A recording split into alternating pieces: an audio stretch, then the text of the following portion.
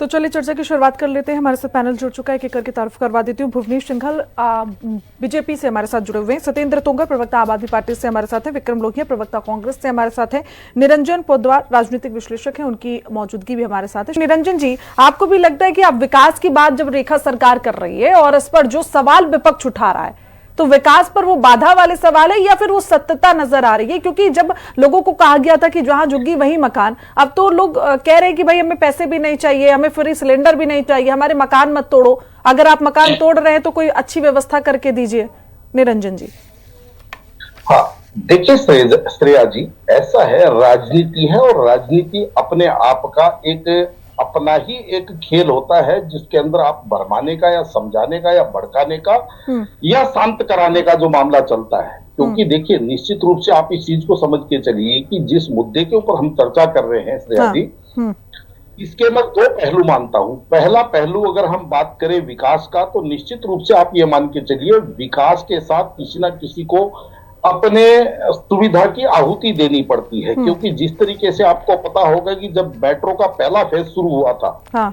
तो उस समय मेरे सामने देखते देखते जो कई कॉलोनियां ऐसी थी जो डीडीए की आवासीय कॉलोनियां थी, उनको वहां से तोड़ करके और वहां से मेट्रो की लाइन निकली थी। तो उस समय बहुत लोगों को परेशानी हुई, हजारों परिवार थे जो वहां उस पीड़ा का उन्होंने सामना किया। लेकिन आज निरंजन जी, मैं आपकी एक बात को सही कर देना चाह रही हूँ कि आपने बोला ना कि जब विकास की बात होती है तो उस दौरान किसी ना किसी को आहुति देनी पड़ती है, लेकिन ये किसी ना किसी, मुझे लगता है कि गरीबी होते हैं, कभी किसी मतलब जिनके पास सब कुछ सक्षम होता है उसको कभी आहुति नहीं देनी होती है। नहीं श्रेया जी, इसके अंदर मैं आपकी बात से सहमत नहीं हूं। क्योंकि देखिए कि जब भी कोई निर्माण होता है, जब भी कोई विकास कार्य होता है, सड़क बनती है, फ्लाईओवर बनता है, मेट्रो की लाइन खींचती है, तो उस समय एक डीपीआर बनती है और डीपीआर अपने हिसाब से बनती है। उसकी जद में अगर कोई अमीर आता है तो वो अमीर भी उसके अंदर प्रभावित होता है, कोई गरीब आता है तो गरीब भी उसके अंदर प्रभावित होता है।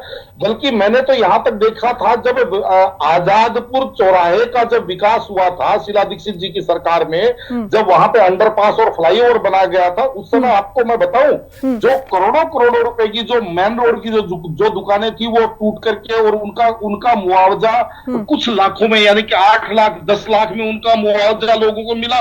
और दुकान 1 करोड़ 1.5 करोड़ 2 करोड़ की थी, और जो दुकानें उनके पीछे थी, यानी कि जिनकी कीमत कुछ लाखों में या हजारों में थी, वो दुकान मेन रोड पे आ गई, उनकी कीमत करोड़ों में हो गई। तो कहने का तात्पर्य ये है कि जब कोई विकास होता है तो उसका वाइस वर्सा, उसका किसी के ऊपर, किसी को लाभ होता है, किसी को उसका नुकसान होता है। हाँ, यहाँ पे दूसरा पहलू जरूर मैं कहना चाहूंगा, और वो दूसरा पहलू ये है कि सरकार जब भी ऐसा काम करे तो एक मानवीय पहलू को भी ध्यान में रखे, और जिस जगह की उसको आवश्यकता है, जहां उसको छज्जा तोड़ना है या किसी मकान में से उसको 2 मीटर 4 मीटर उसको जगह एक्वायर करनी है, तो वो करके, और लेकिन उस प्रभावित पक्ष को कम से कम सरकारी कोष से इतना धन वो मुहैया करवाए कि वो अपनी पूर्व स्थिति के हिसाब से अपना आवास दोबारा से तैयार करवा सके, चाहे वहां से बेच करके कहीं और ले सके। तो ये जो मानवीय पहलू है, सरकार पहले उसका ध्यान रखे और उसके बाद में विकास करे। लेकिन वास्तविकता क्या है कि आज मैं इस बात से सहमत नहीं हूं श्रेया जी, कि जो विपक्ष है वो ये कह रहा है कि जी आप यहाँ रोड का चौड़ीकरण मत कीजिए। वो ये नहीं कह रहा है कि चौड़ीकरण तो कीजिए, लेकिन जो इसमें प्रभावित हो रहे हैं उनको आप भरपूर मुआवजा दीजिए, वो इस बात की मांग नहीं कर रहे। तो इसलिए मैं ये बात कहता हूं, चलिए ठीक है, कहीं ना कहीं। निरंजन जी। हाँ, देखिए श्रेया जी, ऐसा है, मैं राजनीतिक व्यक्ति नहीं हूं। जो मेरे विवेक से जो सही होता है मैं वो अपने विचार रखता हूं और अपना विश्लेषण करता हूं। रही बात आज के मुद्दे की, तो बहुत ही महंगाई की मार, अब की बार मोदी सरकार बहुत अच्छे दिन लाने की सरकार, थोड़ा सा बहुत हुआ नारी। अरे भैया, जनता को समझाओ ना, आप जनता को समझाओ। दिल्ली में तो जीरो में हो, दिल्ली में तो आपकी 70 सीटों में से 68 के ऊपर आपकी जमानत जब्त हो जाती है। आप टीवी पे बोलते हो, जनता आपकी बात सुनती नहीं है, बस दूसरों के तरफ उंगली कर, 5 उंगली 4 उंगली अपनी तरफ वो दिखाई नहीं देती है।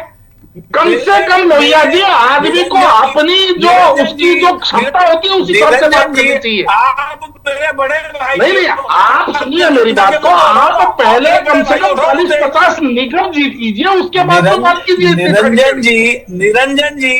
निरंजन जी आप मेरे बड़े भाई, आप उठाओ ना जनता। अरे भगवान, आप देखिए मेरी बात समझिए।